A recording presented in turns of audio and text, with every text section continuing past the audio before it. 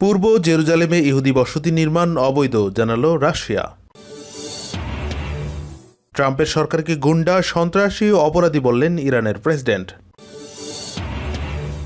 অবশেষে হারিয়ে গেল তাইওয়ানের F-16 জঙ্গি বিমান। সাইবার সিকিউরিটি প্রধানকে বরখাস্ত করলেন ডোনাল্ড ট্রাম্প। সুদানি মন্ত্রী তথ্য ফাঁস, ইসরায়েলের সঙ্গে সম্পর্ক স্বাভাবিক করতে প্রচণ্ড চাপ সৃষ্টি করেছিলেন ট্রাম্প। মার্ক জুকারবার্গকে টপকে তৃতীয় শীর্ষ ধনী হলেন ইলন মাস্ক। যুক্তরাষ্ট্র ও ফ্রান্সের প্রচেষ্টা প্রতিহত করার ঘোষণা দিল রাশিয়া।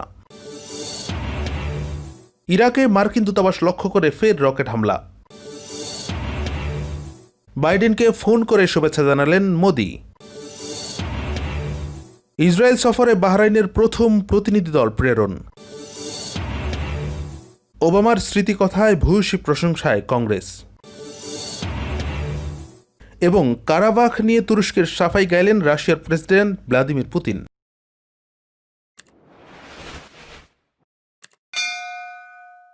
ফিলিস্তিনের পশ্চিম তীরে ইহুদিবাদী উপশহর নির্মাণ অবৈধ। রুশ পররাষ্ট্র মন্ত্রণালয় মঙ্গলবার এক বিবৃতিতে বলেছেন, ইসরায়েল পূর্ব বাইতুল মুকাদ্দাস বা পূর্ব জেরুজালেম এলাকায় সহস্রাধিক বাড়ি নির্মাণের বিষয়ে যে টেন্ডার জারি করেছে তা আন্তর্জাতিক আইনের বিরোধী এবং সংকট সমাধানের চলমান প্রক্রিয়ার পরিপন্থী। গত রোববার ইসরায়েলের একটি পত্রিকা জানিয়েছে, মার্কিন নির্বাচনের আগে ইসরায়েলি মন্ত্রিসভা পূর্ব জেরুজালেমে 1200 বাড়ি নির্মাণের একটি প্রস্তাব অনুমোদন করেছে। এবছর এ খবরের প্রতিক্রিয়ায় রাশিয়ার পররাষ্ট্র মন্ত্রণালয় আলো বলেছে, এই ধরনের তৎপরতা ইসরায়েল ও ফিলিস্তিনের মধ্যে বিরোধের ন্যায়সঙ্গত সমাধানের পথকে রুদ্ধ করে দেবে। এর ফলে পশ্চিম এশিয়ায় স্থায়ী শান্তি প্রতিষ্ঠার সম্ভাবনাও শেষ হয়ে যাবে। জাতিসংঘ নিরাপত্তা পরিষদের 2334 নম্বর ইশতেহারে ফিলিস্তিনি ভূখণ্ডে ইহুদি উপশহর নির্মাণকে অবৈধ হিসাবে ঘোষণা করা হয়েছে। কিন্তু ইহুদিবাদী ইসরায়েল জাতিসংঘ ইশতেহার লঙ্ঘন করে একের পর এক উপশহর নির্মাণ করে যাচ্ছে। উপশহর নির্মাণের অংশ হিসাবে ফিলিস্তিনের ঘরবাড়ি ধ্বংসের কাজও অব্যাহত রেখেছে দখলদারেরা। ইসলামী প্রজাতন্ত্র ইরানের প্রেসিডেন্ট ডক্টর হাসান রুহানি বলেছেন, মার্কিন যুক্তরাষ্ট্রের বর্তমান সরকার অপরাধী ও সন্ত্রাসী। তিনি বুধবার মন্ত্রিপরিষদের বৈঠকে কথা বলেন। রুহানি আলো বলেছেন, আমেরিকার বর্তমান সরকারই ইরানের বিরুদ্ধে অর্থনৈতিক যুদ্ধের সূচনা করেছে এবং তারা অর্থনৈতিক সন্ত্রাসবাদ চালিয়েছে। সরাসরি নাম উল্লেখ না করলেও ট্রাম্পের সরকারের কথাই বুঝিয়েছেন তিনি। ইরানের প্রেসিডেন্ট বলেন, গত কয়েক বছর ধরে ইরানকে আমেরিকার অর্থনৈতিক গুন্ডামির মোকাবেলা করতে হচ্ছে। তারা ইরানের অর্থনীতির উপর চাপ সৃষ্টি করেছে, কিন্তু মূল উদ্দেশ্য হাসিল করতে পারেনি। তাদের মূল লক্ষ্য ছিল ইরানের অভ্যন্তরীণ নিরাপত্তার ক্ষেত্রে বিশৃঙ্খলা সৃষ্টি করা, কিন্তু তারা এক্ষেত্রে ব্যর্থ হয়েছে। করোনা ভাইরাস মোকাবেলায় আগামী শনিবার থেকে কঠোর সীমাবদ্ধতা আরোপের পরিকল্পনার কথা জানিয়েছে। তিনি বলেন, রেড জোন হিসেবে চিহ্নিত শহরগুলোর প্রায় সবকিছুই বন্ধ থাকবে। এক্ষেত্রে সবার সহযোগিতা চেয়েছেন তিনি। এই পরিস্থিতির কারণে যারা ক্ষতিগ্রস্ত হবেন তাদের অর্থনৈতিকভাবে সহযোগিতা করারও প্রতিশ্রুতি দেন ইরানের প্রেসিডেন্ট ডক্টর হাসান রুহানি। তাইওয়ানের একটি F-16 জঙ্গি বিমান নিখোঁজ হওয়ার পর বহরের সমস্ত F-16 বিমানের উড্ডয়ন স্থগিত করেছে তাইপে। মঙ্গলবার তাইওয়ানের হুয়ালিয়ান বিমান ঘাঁটি থেকে বিমানটি উড়ার 2 মিনিট পর রাডার থেকে বিচ্ছিন্ন হয়ে যায়। তাইওয়ানের পূর্ব উপকূলীয় ওই ঘাঁটি থেকে 44 বছর বয়সী একজন পাইলট এক আসনের একটি F-16 জঙ্গি বিমান নিয়ে আকাশ ওড়েন, কিন্তু 1600 মিটার উচ্চতায় ওঠার পর বিমানটি রাডার থেকে নিখোঁজ হয়ে যায়। এই ঘটনার পর তাইওয়ানের প্রেসিডেন্ট তিসাই ইং ওয়ান প্রায় 150টি F-16 জঙ্গি বিমানের উড্ডয়ন নিষিদ্ধ করেন। আজ এক বিবৃতিতে বলেন, উদ্ধার অভিযান আমাদের কাছে সবচেয়ে বেশি গুরুত্বপূর্ণ। বিমান বাহিনী সমস্ত F-16 বিমান পরীক্ষা করে দেখার জন্য বিমানের উড্ডয়ন স্থগিত করেছে। বিমান নিখোঁজের বিষয়ে আমি তদন্ত করার নির্দেশ দিয়েছি। এদিকে F-16 বিমান নিয়ে কি ঘটেছে তা নিয়ে জল্পনা না করতে গণমাধ্যমের প্রতি অনুরোধ জানিয়েছে তাইওয়ানের প্রতিরক্ষা মন্ত্রণালয়। সদ্য সমাপ্ত মার্কিন নির্বাচনে ভোট জালিয়াতি নিয়ে প্রেসিডেন্ট ডোনাল্ড ট্রাম্পের বক্তব্যের সঙ্গে দ্বিমত পোষণ করায় দেশটির cyber security and infrastructure security agency বা সিসার প্রধান ক্রিস্টোফার ক্রেভসকে বরখাস্ত করেছে প্রেসিডেন্ট ট্রাম্প। ট্রাম্প বলেছেন, ভোটের স্বচ্ছতা নিয়ে ক্রিস্টোফার ক্রেভস মারাত্মক রকমের ত্রুটিপূর্ণ বক্তব্য করেছেন। এর আগে গত সপ্তাহে ট্রাম্প প্রতিরক্ষা মন্ত্রী মার্ক এসপারকে বরখাস্ত করেছেন। 3 নভেম্বর প্রেসিডেন্ট নির্বাচনে বিজয়ী হয়েছেন ডেমোক্র্যাট জো বাইডেন, কিন্তু পরাজয় মেনে নিতে অস্বীকৃতি জানিয়েছে প্রেসিডেন্ট ট্রাম্প। প্রমাণহীন বড় ধরনের ভোট জালিয়াতির অভিযোগ করেছেন তিনি। ট্রাম্পের এই বক্তব্যের সঙ্গে একমত নন ক্রিস ক্রেভস।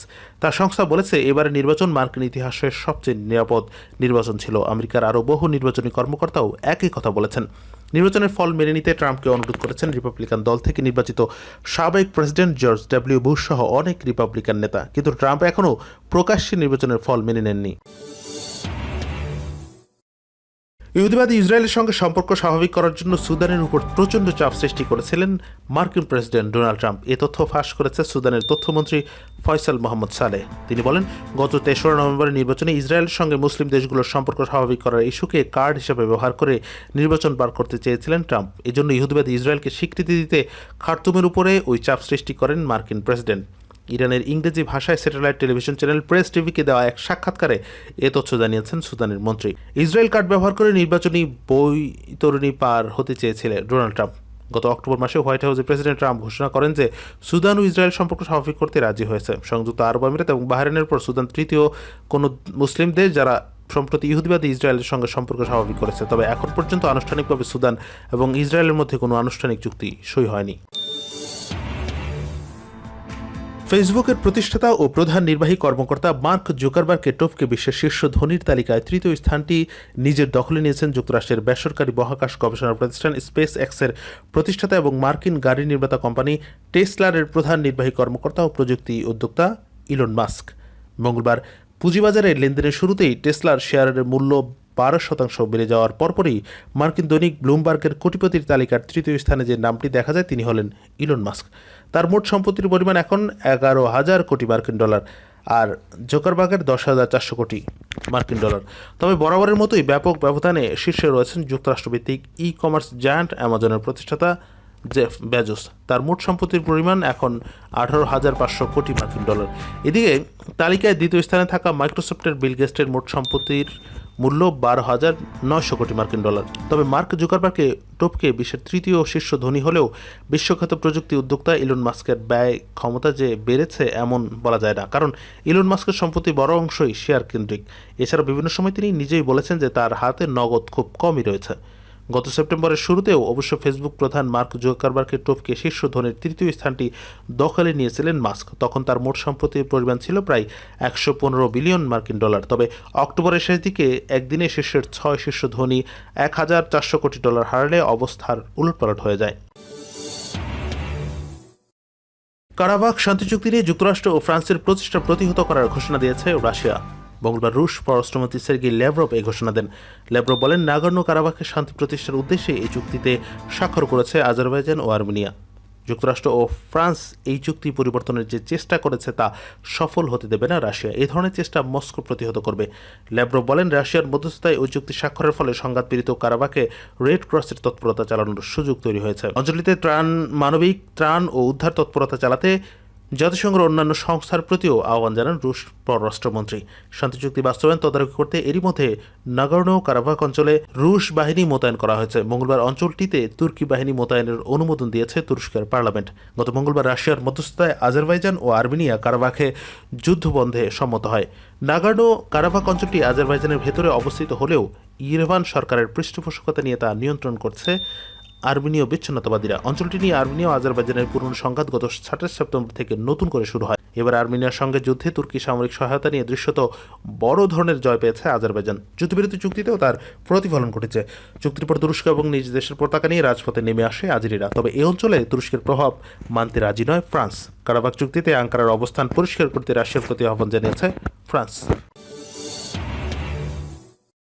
ইরাকের রাজধানী বাগদাদের মার্কিন দূতাবাসের কাছে বেশ কয়েকটি রকেট বিস্ফোরণ ঘটেছে। দেশটি থেকে উল্লেখযোগ্য সংখ্যক মার্কিন সেনা প্রত্যাহারের ঘোষণা দেওয়ার পরই মঙ্গলবার এই হামলার ঘটনা ঘটে। টাইগ্রিস নদীর পশ্চিম তীরে এই অঞ্চলটিতে যুক্তরাষ্ট্রসহ বিভিন্ন দেশের কূটনৈতিক মিশন রয়েছে। নিরাপত্তা বাহিনীর একটি সূত্র জানায়, অতি সুরক্ষিত এলাকা হিসেবে পরিচিত গ্রিন জোনে 4টি রকেট পড়েছে। বাগদাদের জন্য অন্য এলাকায় পড়েছে অপর 3টি রকেট। এতে এক মেয়ে শিশু নিহত হয়েছে, আহত হয়েছে আরও 5 জন। 7টি রকেটই বাগদাদের পূর্বাঞ্চলের এক এলাকা থেকে ছোড়া হয়েছে বলে ইরাকের সেনাবাহিনী এক বিবৃতিতে দাবি করেছে। যুক্তরাষ্ট্রের নেতৃত্বাধীন সামরিক জোটের এক মুখপাত্র বলেছেন, ইরাকি গোয়েন্দারা বাগদাদের মার্কিন দূতাবাস লক্ষ্য করে একটি রকেট হামলার তথ্য নিশ্চিত করেছে। বাগদাদের গ্রিন জোনের ভিতরে এই ঘাঁটির পাশে যুক্তরাষ্ট্রের দূতাবাস। প্রায় এই দূতাবাসের কাছে বা কখনো কখনো দূতাবাসটিতেও রকেট হামলা হয়। কোনো পক্ষ এসব হামলার দায় স্বীকার না করলেও যুক্তরাষ্ট্র ইরান সমর্থিত ইরাকি মিলিশিয়া বাহিনীকে এসব হামলার জন্য দায়ী করে আসছে। যুক্তরাষ্ট্রের নবনির্বাচিত প্রেসিডেন্ট জো বাইডেনকে টেলিফোন করে শুভেচ্ছা জানিয়েছেন ভারতের প্রধানমন্ত্রী নরেন্দ্র মোদী।